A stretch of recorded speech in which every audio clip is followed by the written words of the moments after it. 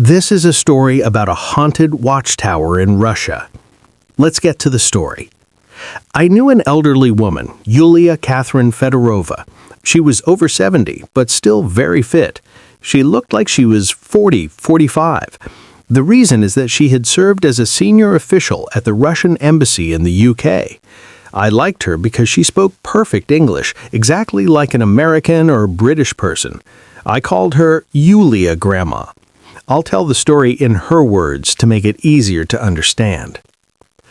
I am Yulia Catherine Fedorova. I have two brothers, Ivan and Sergei. I am the youngest. My mother was a government official. I had no father. I was 16 at the time. Due to my mother's job transfer, my mother and I moved from Moscow to the village of Volka. We moved into a government-provided house. The house was a 3-story, U-shaped building, but during World War II it was damaged and became more like an I shape.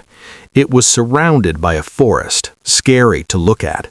The mysterious house seemed to stare at me with a pitiful gaze, calling to me. Behind the house was an old, large pond, and some distance away, a huge watchtower. The watchtower was broken, damaged during World War II, left in a half-ruined state. I enrolled in a school about 1 kilometer away from my house. No one wanted to be friends with me because we had supposedly moved into a strange house, but I really liked the house. I always enjoyed finding things. Sometimes bullets, human bones, sometimes rings, wallets. I found many things. I would sell them to museums for good money, so my interest grew even more. In our new house, we often heard various terrifying sounds. The sounds came from the tower. Sometimes the temperature inside the house would rise to 34 degrees Celsius and then drop drastically to -12 or even -20 degrees. Even scarier, we often heard the pitiful screams of many people in the middle of the night. The screams came from the tower. I've been brave since childhood, so one afternoon I decided to go explore that tower. If I found something good, I could sell it for good money. I decided to take Voxina with me, but Voxina, once she came to my house, never went out again. She withered away day by day. She just cried and at night would sleep between my mother and me. But Voxina didn't sleep. Voxina had forgotten how to speak. Voxina was the name of our dog. One afternoon, I wanted to go for a walk with Voxina. As I started heading towards the tower, Voxina started behaving strangely. She didn't want me to go that way. When I forced her, she growled and ran back towards the house. Since she wouldn't go, I went to the tower alone. As I approached the tower, I had a strange feeling. I stopped walking. Suddenly, I felt like 6 or 7 people were walking behind me. I turned around to look, but no one was there. I was a bit surprised. I went and stood in front of the tower's gate and saw it was open.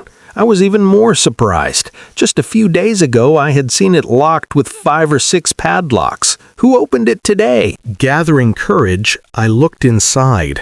There were many chains, and in one corner, 7 or 8 chairs. I immediately understood. Prisoners were tortured here during World War II. This was a torture cell. I started getting scared. I thought about leaving, but then the gate slammed shut with a terrible noise. Frightened, I started pushing on the gate and screaming. But then I heard the sound of 6 or 7 people walking again, marching towards me. But I couldn't understand what they were saying because they were speaking German. Suddenly, the sound of gunfire. Scared, I lay down on the floor. Hot water started flowing under the tower door. I was sweating profusely, didn't know what to do. Then I noticed this wasn't water. It was sticky. I realized it was blood. I couldn't control myself. I started hitting the gate and screaming, and some people seemed to burst into roaring laughter hearing my screams. The more I screamed, the harder they laughed. I thought, I'm gonna die today. So I started praying. Then the gate opened again without a sound, but an intense light started pouring in from outside. I couldn't take so much light in my eyes, so covering my eyes with my hands, I kept screaming, but the light started entering through my nose and ears. I felt I couldn't bear it anymore. I screamed and fell. When I regained consciousness, I found myself in a church. I asked the father, "Where am I?" The father said, "In a church in Belarus." I said, "Where is that?" The father said, "A city in Belarus." I was stunned. The father said, "Your mother will come in 2 days." Mother came and hugged and kissed me, crying a lot. She said, "Why are you crying, Mother? Where were you so far away? How did this happen? Didn't you think of us even once all this time? You can't stay a day without me. How did you stay for these 3 months? Vaksana died grieving for you." I said, "What are you saying? Didn't I just sleep with you all yesterday?" Then the father asked us to stop and started to explain. 10 days ago in the evening, while coming towards the church, I saw you floating in the air above the roof of the old watchtower at the three-way crossing. I understood what was happening, so I quickly took some of my associates and through a ritual brought you down and brought you to the church and conscious. The next morning, when you woke up and gave your address, I wrote a letter to your mother. The next day, hearing news of my father's illness, I went home and returned 7 days later. At the church, I saw something bad surrounding you, and for these 7 days you didn't speak, didn't eat, just stared. I understood everything. I managed to fix you through a 3-day ritual. Before you, this happened to 4 other girls. And what happened to you 5, I will go to that place and solve that problem. The city I was from was 2,000 kilometers away from the church I was in. 3 months of my life somehow disappeared.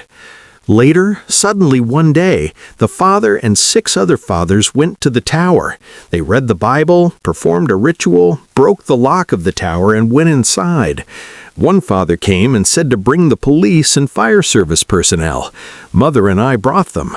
With the help of police and fire service personnel, the skeletons of 20 girls and 50 to 60 men were recovered. After that, there were no more problems. How did 3 months disappear? Please let me know if you have the answer. There are many more stories. I will write and send them. With that, she ended her story.